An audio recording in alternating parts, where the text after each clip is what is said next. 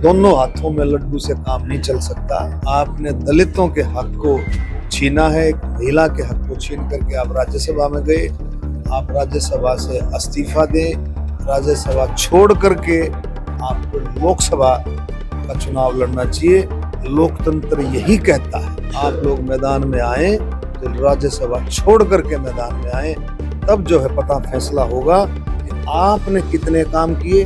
रोहतक लोकसभा क्षेत्र से भाजपा के सांसद अरविंद शर्मा की ये चुनौती क्या स्वीकार की जाएगी? क्या कांग्रेस के राज्यसभा सांसद दीपेंद्र सिंह हुड्डा चुनावी रण में उतरने से पहले राज्यसभा से इस्तीफा देंगे? आखिर कितनी जायज है दीपेंद्र को अरविंद शर्मा की ये नसीहत और कितना दम है सांसद शर्मा की इस चुनौती में? असली लोकतंत्र यही है कि दोनों हाथों में लड्डू नहीं, आप लोग मैदान में आए तो राज्यसभा छोड़ करके मैदान में आए। दरअसल 2019 के लोकसभा चुनाव में भारतीय जनता पार्टी जिसने 10 की 10 सीटों पर जीत का परचम लहराया था, लेकिन रोहतक लोकसभा सीट पर जीत हासिल करते करते भाजपा के पसीने छूट गए थे।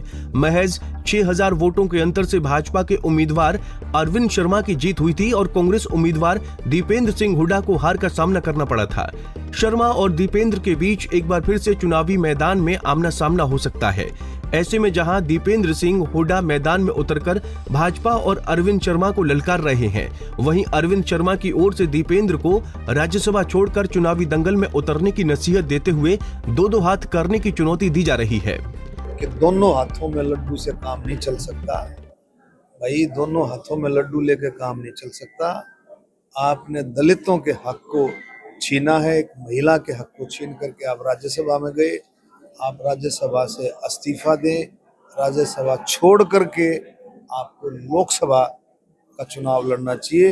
लोकतंत्र यही कहता है, असली लोकतंत्र यही है कि दोनों हाथों में लड्डू नहीं, आप लोग मैदान में आए तो राज्यसभा छोड़ करके मैदान में आए, तब जो है पता फैसला होगा कि आपने कितने काम किए, कौन से कामों को आप अपना कह रहे हैं और हमारे मोदी जी के नेतृत्व में कितने काम हुए, मुख्यमंत्री जी के नेतृत्व में कितने काम हुए। क्योंकि कोई भी काम होता है सरकार करती। आज रोहतक को आप देखें, रोहतक फाटक मुक्त है, यानी कि लोगों से जाकर के पूछ करके देखें, आप रोहतक के जनता से पूछ करके देखें। आज सांपला के अंदर आप देखेंगे, कभी इनको याद आई 10-10 साल ये मुख्यमंत्री रहे, इनको याद आई, मैंने कहा था उस दिन भी कि 10 साल का रिकॉर्ड निकाल करके देखें इस जो है चौक पर। दोनों नेताओं के बीच जुबानी जंग की शुरुआत हो चुकी है, लेकिन दिलचस्प तो ये है कि लोकसभा की टिकट किसी की फाइनल नहीं हुई। हालांकि दीपेंद्र सिंह हुड्डा की टिकट को तकरीबन फाइनल माना जा रहा है। ऐसे में दीपेंद्र हुड्डा न केवल लगातार जनता के बीच जा रहे हैं, बल्कि अरविंद शर्मा को 5 सालों का रिपोर्ट कार्ड सौंपने की चुनौती भी है, जिसके जवाब में अरविंद का क्या कहना है, सुनिए। विकास की बात कर रहे हो, दीपेंद्र हुड्डा तो ये कहते फिर रहे हैं कि आपने एक ईंट भी नहीं लगाई और आप तो उन्हीं के कामों को आगे बढ़ा रहे हो। अब मैंने उस दिन भी कहा था कि उनकी समझ में आ नहीं सकता।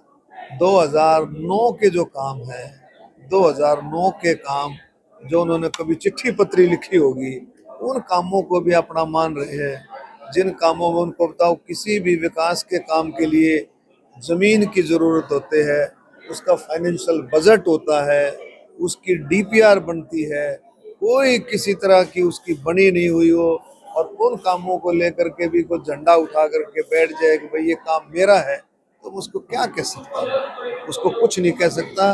बस इतना ही कह सकता हूँ, भगवान उनको सद्बुद्धि दे, कम से कम इन चीजों का ज्ञान तो कर लें कि भी कौन से काम उनके हैं और कौन से उसके। बता दें कि कुछ ही दिनों में लोकसभा चुनावों की घोषणा हो सकती है।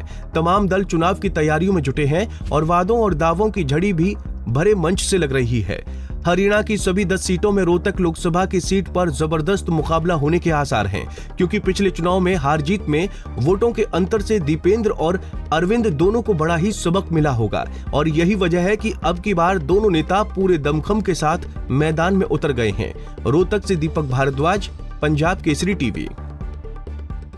हमसे जुड़े रहने के लिए हमारे YouTube चैनल को सब्सक्राइब करें और नई वीडियो की नोटिफिकेशन के लिए बेल आइकॉन को दबाएं। अगर आप ये वीडियो Facebook पर देख रहे हैं तो लाइक जरूर करें और ज्यादा से ज्यादा शेयर करें। धन्यवाद।